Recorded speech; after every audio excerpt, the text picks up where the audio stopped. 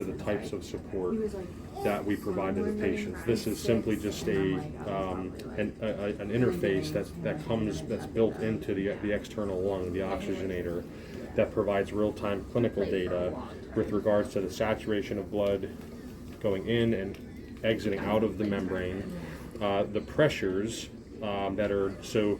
Because this is a centrifugal pump, you have pressure that is generated as blood goes in and also as it comes out. So you have your pre-membrane or inlet membrane pressures, and then this red P2 or P outlet pressure. This is the pressure that is being read as blood is leaving the membrane. This this delta P number here, this is essentially the pressure drop or the difference in pre and post membrane pressure that is generated as blood is traveling through the membrane itself. You will always see some pressure drop, but very high amounts of pressure drop just indicates that there's increasing resistance as blood is trying to flow in and then trying to exit. Typically higher pressure drops or higher delta Ps, that just indicates that there could be some clot buildup, there could be additional resistance for blood trying to pass into and out of the membrane. That's all that really is. And then, so this is our temperature. So there is a built-in sensor on here that measures the temperature of the blood leaving the membrane, and this is in Celsius. This is our mixed venous saturation, or the saturation of venous blood prior to it being oxygenated as it goes into the membrane. And that's really about it. That's all this module does. This is the saturation of the patient, of the pulse? This is just the saturation of blood leaving the oxygenator. In order to determine what the patient's saturation is, you would need to get a blood gas, either a VBG or an ABG, to determine what either the PaO2 or the PVO2 of the patient's blood is.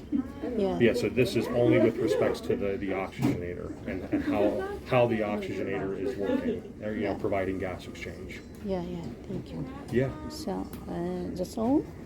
Yeah, the one thing about the sweep gas, so the sweep gas, outside of carrying oxygen into the oxygenator, so the concentration of oxygen can be as low as 21% oxygen, but could also be as high as 100% oxygen.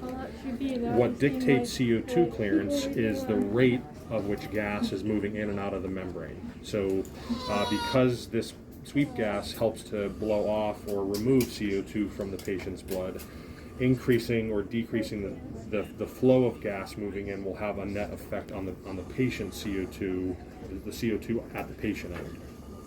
So if you increase your sweep gas, you're going to blow more CO2 off. So we would expect that the patient's ABG or VBG, the CO2 on his blood gas, will drop. And then subsequently, if you reduce the amount of gas flowing in, the blood's going to retain a little bit more CO2 because you're not clearing as much out. So you would expect the patient's CO2 on their blood gas to actually go up. And so all of that is controlled over here on this module. So this is your blender. So this is what controls concentration of oxygen, or your oxygen delivery, also known as your FDO2. And then you have your gas flow controls, which we have an adult gas sweep monitor here, and then these are called microblenders. Microblenders allow us to flow as little as 10 cc's of sweep gas into the membrane over a given minute. So we find that these are particularly useful, especially in patients that are smaller pediatric patients under 13 kilograms. But yeah, so changing the flow, increasing or decreasing these knobs will change the flow, how much gas is flowing in and out of the membrane every minute. Yeah. And just monitoring for the Can you wrap up? The monitor that indicates what the patient's flow. So this is the flow of the flow of blood captured in liters per minute as blood is moving in and out of the circuit. This is the speed of the pump head or the impeller situated inside of the pump head. So the revolutions per minute will have an effect on the overall blood flow rate moving through the circuit. This is our drainage pressure, so this is how much negative pressure we're generating by removing blood from the patient. And then this is our positive, so this is similar to our inlet pressures, which are on the oxygenator. This just tells us the resistance pressure as blood is being directed back into the patient. Yeah. So all of these numbers here are also situated down on this console here, but we like to use this large monitor because it's much more clear and it's more intuitive. It's much more user friendly. Yeah, thank you. Sure. So, So with regards to clotting, patients are anticoagulated. There's different types of anticoagulants, primarily heparin or bivalirudin, that we infuse either to the patient or in through the circuit. And so yes, so every few hours we usually grab a flashlight. And so this flashlight, you can use this flashlight to inspect for fibrin or clot accumulation. And so the reason why this is important is we don't want, is to visualize the clots to determine if there's any harm with regards to the patient, with clots traveling to the patient. But also if you're seeing a lot of clot buildup within the membrane, the more clot that builds up in the membrane will have an effect on your gas exchange efficiency. So because as more clot forms, there's less surface area for blood to contact those little fibers inside of the membrane, which may have a net negative effect on your gas exchange capabilities.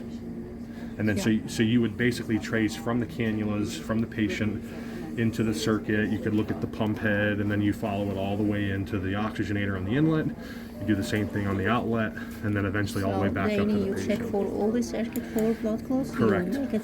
Yep. Once daily? We do it several times daily, several times. Yeah. Thank you. Sure. One of these parameters falls below or above our alarm limits. So with regards to flow and his alarm limits, which are located here and here, if his blood flow rate were to fall below 450 cc's per minute, the circuit would alarm, and then that would prompt us to come investigate as to why that is. So my question is how to select this from the start. How to select this number for each patient given It's all his based. weight? Yes, it's all based upon weight and body surface area. Body surface area, and which has an effect on something called cardiac index.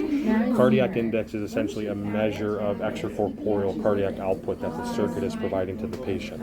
So based upon a patient's body surface area, we try to achieve a specific flow to meet a specific cardiac index for the patient, and so that is all predetermined by weight and body surface area.